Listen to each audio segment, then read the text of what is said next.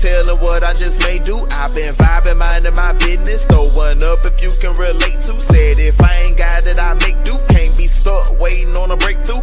And I don't need everybody praying for it. Ain't no telling who you niggas pray to. What's up, everybody? Welcome back to another episode of D's Corner. I'm your host, D, where I got you locked down with all your NFL news and updates. It was a very, very, very interesting weekend with the NFL. We had the NFL Scouting Combine, along with a trade with Deebo Samuel being sent from the 49ers to the Washington Commanders for a fifth-round pick. I think it's like $30 million in dead cap. The Commanders take on, I think, 17, maybe 20 million. I can't remember off the top of my head, but real quick on that trade, I like the Commanders pickup of Deebo. Very, very, very solid number two. But what Deebo are you getting for that kind of money? He's not the all-pro Deebo that he's been with the 49ers. He has had some injuries. Going to be playing in a physical division, especially with the defense-wise. The Giants have a good defense. The Cowboys have some defensive players, but we know what the Philadelphia Eagles have. So how much more competitive do they make? Does Deebo make the Commanders? I think he gives them another boost, but I think they will still need to add to that wide receiver room. But today, we're in it, mock draft Monday. I put together a post-combine mock draft. There was a lot of players tore up. This is a fast wide receiver group, pretty fast running back group, fast defensive back group. Some of the edge rushers ran extremely well. Shamar Stewart had a hell of a night. Put up some solid numbers at his size. But all that being said, I'm gonna jump into it. Let's go ahead. We're gonna get right into it with the mock draft. 2025 post-combine mock draft. First up, this is no trades. So the Tennessee Titans, I have the Tennessee Titans selecting Abdul Carter, edge from Penn State. Abdul Carter, I think Tennessee Titans are more than just a quarterback away. So I think the best bet, honestly, will be probably for them to trade out of this pick, depending on if a team falls in love with a quarterback. New York Giants, you actually probably could trade the 3, have a better chance of acquiring a good amount of picks and still being able to possibly land Abdul Carter. But I think this is the best pure pass rusher in the league in the draft. It's coming out. He didn't participate in the combine because of an injury. He'll be all right. And I saw reports today that is reported that he can run in the 4.3 range. So this will be a freak to have. Hell of a defense, building around Abdul Carter. T'Vondre Sweat last year, possibly going to trade Harold Landry. You got L'Jarius Sneed from the Chiefs last year. Like the pickup of Abdul Carter, Penn State edge. The Cleveland Browns at number 2, they're going to select Cam Ward, quarterback Miami. They need a quarterback. The situation with Deshaun Watson just has not been it at all. He's tore his Achilles again, so he's not even going to play this year. In my honest opinion, I think what they should do is take a quarterback, trade Myles Garrett, get a plethora of picks, and really build around that young quarterback, because you're not going to be in a position. I think they owe Deshaun $46 million the next 2 years for like 80-something, 90-something, maybe guaranteed, fully guaranteed still. So the Browns, they're going to quarterback of the future, Cam Ward. The New York Giants, I have them selecting Travis Hunter, cornerback, wide receiver from Colorado. Again, I think the Giants are going to go the veteran quarterback route. They were heavily involved trying to acquire Matthew Stafford. It didn't work out for him. But I think with Malik Neighbors, now you add Travis Hunter, who can also play. He'll probably come in my opinion, be primarily a corner, have some packages on offense, but that's going to help whoever you do have at quarterback. New England Patriots, we have them selecting Will Campbell, offensive tackle, LSU. You have to protect Drake May. And I believe that Will Campbell is the best lineman. He had a solid combine as well. Arms are a bit shorter, but he's, like he said, once he gets his hands on you, it's over with. Number 5, we got the Jacksonville Jaguars selected Mason Graham, the defensive tackle out of Michigan. Jacksonville has a lot that they need to do, but building up and beefing up this defensive front, it's going to help that secondary. Liam Cohen's going to have to build this team. You still have your quarterback. I guess you went heavy offense, have young offensive players on offense that they've re-signed. It's time to build up that defense. I got them going probably the best defensive lineman in the draft, with Mason Graham. Number 6, we got the Las Vegas Raiders selecting Shedeur Sanders from Colorado. This seems to be the match made in draft heaven, if you will. It's like, and I've seen reports kind of bashing Shedeur. The kids play a lot of football, just like Cam Ward. They both played under a number of coordinators. They were both able to adapt. Shedeur is not a mobile quarterback, but he can get you 8. He can do and scramble to the likes of, maybe not as fast as Patrick Mahomes, but maybe as fast as Patrick Mahomes. But he's an accurate quarterback. They have Brock Bowers. They have some slot receivers. You'll be able to this will give you the building piece that you're able to build around. And him and Tom Brady have a really good connection, a really good mentorship, if you will. I got the Raiders taking Shedeur. New York Jets, I know everyone is anticipating Aaron Glenn taking a defensive player. In my opinion, I don't think that's going to be the case. I think he has a solid defense, and we've seen what he was able to do with people off the couch in the Detroit Lions, how banged up that defense was, and how he was able to get them guys competing, getting them guys playing at a high level. I think he'll be able to do it with the defensive guys he has. Now, on the offensive side, you have Garrett Wilson, who you're going to have to pay. They went heavy offensive line to protect Aaron Rodgers, who's no longer there. I think Tyrod Taylor is going to be their bridge quarterback. Right here, there's not a quarterback that I would take at pick 7, but you need to have a way to produce points. Tyler Warren is a way for them to produce points. And now you have Breece Hall, you have Garrett Wilson, and now you have Tyler Warren for Tyrod Taylor and whatever quarterback that you're going to get for the future. The Carolina Panthers, I have them selecting Mikael Williams, the edge out of Georgia. They have to build and beef up that defense, put Mikael opposite of Clowney. I think Clowney's only on the year left on his contract if he's not cap casualty or just flat out released in the offseason. Mikael Williams, 6'5", 256, 260, something like that, can bend. Very, very good edge rusher playing the run and the pass. The New Orleans Saints and Kellen Moore, I have them selecting Tyler Booker. Kellen Moore is coming from the Eagles, where he saw what it's like to have an offensive line, a dominant offensive line. Tyler Booker is one of those building blocks to help them have a road-grading offensive line. You still have Alvin Kamara. See what he's able to do, and he is getting up there in age. We'll see how everything goes with that. Pick 10, I have the Chicago Bears selecting Kelvin Banks Jr., offensive tackle out of Texas. They need to protect Caleb Williams. This is the best bet in them doing so. The San Francisco 49ers at 11 take Armand Membaugh, a very, very aggressive, very, very physical offensive tackle. Play him on the right side. Let him get mentored by Trent Williams for a season or two before he's able to shift over to the left and take over there. But Armand Membaugh, Trent Williams, definitely going to open up some holes for Christian McCaffrey. The Dallas Cowboys at 12, I have them selected Tetairoa McMillan, wide receiver out of Arizona. It's been reported that they're going to go and find them a number 2 wide receiver. You're going to need something opposite of CeeDee Lamb. CeeDee Lamb is the only offensive weapon and playmaker that they have that puts fear in opposing defenses. Pick 13. This kid, Nick Emmanwori from South Carolina, the safety, had a hell of a combine. 6'3", 220, 4'3", 840, 43-inch vert. I think it was 11.6 broad jump. Like, the explosion is there. And what a lot of people raved about was the character.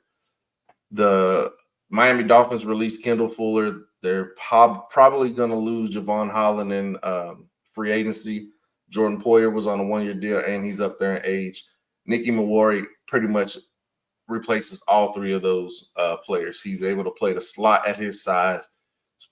able to cover tight ends. He's able to cover the slot wide receivers.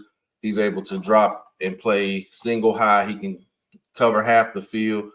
He can drop in the box like a linebacker. He's a physical tackler, very, very athletic freak. Nick him award to the Miami Dolphins.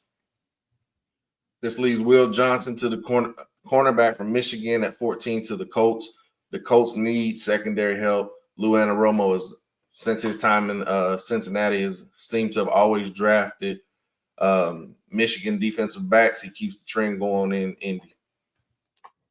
The Atlanta Falcons at 15 take James Pierce, the edge out of Tennessee. Had a hell of a combine as well. I believe he ran a 4.47, but he looked very fluid in drills. This is a player that Raheem Morris is definitely going to love and unleash. Shamar Stewart goes 16 to the Arizona Cardinals. He's the edge out of Texas A&M. He's able to play up and down that line. And with Darius Robinson last year, we know that Gannon likes to have a versatile defensive front. Shamar Stewart wasn't as productive and probably be a better pro than he was college kid, but he has the athletic traits on I think he's 6'5", 267, ran a 4.5. This guy is just a big, massive freak. If Gannon can get him to put it all together, he'll be a steal of the draft. The Cincinnati Bengals, they're going to take Gray Zabel, offensive tackle out of North Dakota State. Probably playing at guard. That did just release Alex Kappa. Can't protect Joe Burrow enough. They franchise tag T. Higgins, so he'll be there for at least this season again. Going to be able to try and prioritize protecting Joe, opening up whole rushing lanes for their running game and Brown. The Seattle Seahawks at 18 take Jihad Campbell, linebacker out of Bama. I think Mike McDonald goes and gets his guy. This is going to be a linebacker who can rush, he can cover, he can make the calls. He's an instinctive player. He was so productive that they had to find a way to put him on the field. So they dropped him at off-ball linebacker, but he's able to play on the edge as well. So he actually gives them position versatility as well as great leadership and character. Tampa Bay Buccaneers at 19, I have taken Matthew Golden, the wide receiver out of Texas, who I believe he had the fastest 40 of the wide receivers. I want to say he ran a 4.29. Extremely smooth. He's rising up the draft charts. He was already rising before the 4.29. Now you're getting in there with Mike Evans, who is getting on the long in the tooth, if you will, but still have Baker Mayfield able to sling the ball to him. And like I said, getting ready for the future. Mike Evans can't play forever. Ashton Jeanty goes 20 to the Denver Broncos, the running back out of Boise State. Just seems like this is what Sean Payton is looking for. He wants to get him a playmaker. I could definitely see him also trying to trade up and get Tyler Warren, getting ahead of the Colts, even possibly getting ahead of the Jets. But no trades in this draft. I got him selecting the Ashton Jeanty, the running back, Boise State. Almost broke Barry Sanders' records in college this past season. He does have a lot of wear and tear because he's had a lot of use, but he's a very balanced back, low, short, compact, had very good combine interviews. He didn't do any of the workouts, but all the reports from was how good of a good character he is and how good of a player. I got Josh Simmons, the offensive tackle out of Ohio State, going to the Pittsburgh Steelers. It's reported that they want either Justin Fields or Russell Wilson back. Whoever's back, they're going to keep consistently attempting to protect that quarterback so that they can open up downfield lanes to George Pickens. Both running backs, Najee Harris and Jaylen Warren, are free agents, so we'll see how that goes. I could see them possibly taking Amarion Hampton here, but we'll see how that plays out in this particular draft. Josh Simmons slid due to the injury. He'll get rocked back, but he's extremely strong, extremely quick with his feet. I think he'll probably be higher depending on if his medicals and everything check out. See how that goes. 22, Colston Loveland, tight end out of Michigan. Harbaugh gets his Michigan guy with the LA Chargers pick. You give Justin Herbert a safety net. He's also be able to help you out in the running game. Could also see them go edge here. It's possible that they'll lose Khalil Mack and Joey Bosa. So wouldn't be surprised if they went edge here as well. Jahdae Barron, corner from Texas, goes 23 to the Green Bay Packers. There was questions about his long speed, but I think he answered that at the combine. 4.4 flat. He looked extremely fluid. The Thorpe winner, we know what he can do. He can play all over the field. Now that we know he has that long speed, I believe this will be Jair Alexander's replacement. 24, the Minnesota Vikings take Maxwell Hairston, the fastest 40 at the combine this year, 4.28, very feisty, aggressive man cover, can easily mirror wide receivers. I believe Brian Flores can get him to lock it all together. He'll have a lot of opportunities to get his hands on the football with how aggressive that defensive front is. Maxwell Hairston, corner from Kentucky, goes to the Minnesota Vikings. 25, I like this pick. Get the Ohio State wide receiver with the Ohio State quarterback, Emeka Egbuka from Ohio State, the Houston Texans. Give CJ one of his guys. The unfortunate luck, Tank Dell. Unfortunate luck with Stephon Diggs. Nico Collins had some injuries early on through the season, but you have him as your number one. Emeka steps in perfectly as your slot move number 2. I believe he is running at his pro day. He should run within the 4.3s, low 4.4s. But I think Emeka Egbuka makes perfect sense for that indoor team down there in Houston, giving CJ more weapons. Still got Dalton Schultz. You have Mixon as your running back. Perfect fitting with Emeka Egbuka going in with CJ. I think that's a good fit right there. 26, this is just a pick that I really like. Jalen Walker, linebacker from Georgia to the Rams. Pairing him with Brian Young as well as Jared Verse. He's a player who can rush from the inside. Versatility gives you an opportunity to have somewhat of a NASCAR package where you can just literally unleash that young, ferocious defense. They did sign Matthew Stafford back. I believe they also re-signed one of their tackles, Alaric Jackson, if I'm not mistaken. Trey Amos, the corner from Ole Miss, goes 27 to the Baltimore Ravens. He also had a really good combine. I believe he ran in the 4.4s, and his long speed was a question. 6'1" and some change, a very stout corner. Brandon Stevens is a free agent. Marlon Humphrey's getting up there in age and could possibly be a cap casualty. Pairing him with last year's pick, it's off the top of my head, can't slip in my mind. But I think that's a good, nice young duo out there in Baltimore. 28, you got the Detroit Lions select Kenneth Grant, nose tackle from Michigan. This is a huge-bodied man who is quick, who is athletic, who is nasty, who is mean, and will fit perfectly next to his former Michigan running mate, Aiden Hutchins. This is becoming one of my favorite corners in the draft. At pick 29, I have the Washington Commanders selecting Darian Porter.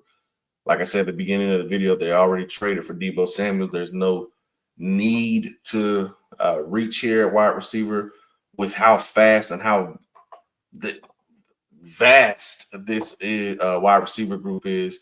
You pretty much can have your pick of whatever it is you like wide receiver wise. But Darian Porter is 6'2", almost 6'3", if I'm not mistaken. He ran a 4.3, a 4.30, I believe.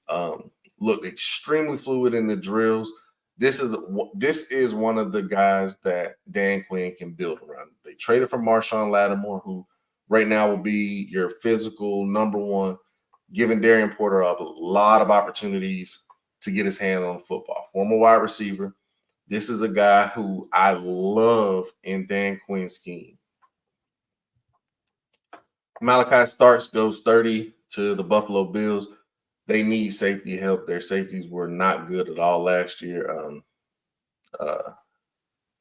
Can't think of Hamlin, DeMar Hamlin. God bless him and everything, but he just didn't look like he was all there. maybe he is fine. I don't know if he was hesitant or what. Just looked like he wasn't moving as they needed or as they had before when they had Jordan Poyer and Micah Hyde. Josh Connerly goes to the Kansas City Chiefs at 31. They're going to need to protect Patrick Mahomes, and I know Connerly may actually go earlier, but in this mock he slid. He's a shorter tackle.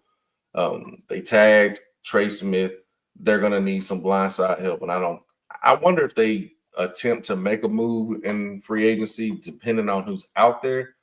Most likely they're going to have to get it in the draft, and Connerly would be a perfect fit. And lastly, at 32, the Philadelphia Eagles, Super Bowl champions, take Donovan Ezaraku, edge out of Boston College. This guy is a perfect fit for the Vic Fangio's defense. He's going to be able to get a lot of pressure. He is a technician with a motor. Opposite of Nolan Smith, they have Bryce Huff, who I believe would possibly be trade bait. They lost Josh Sweat, need edge. They're going to prioritize Zach Bond.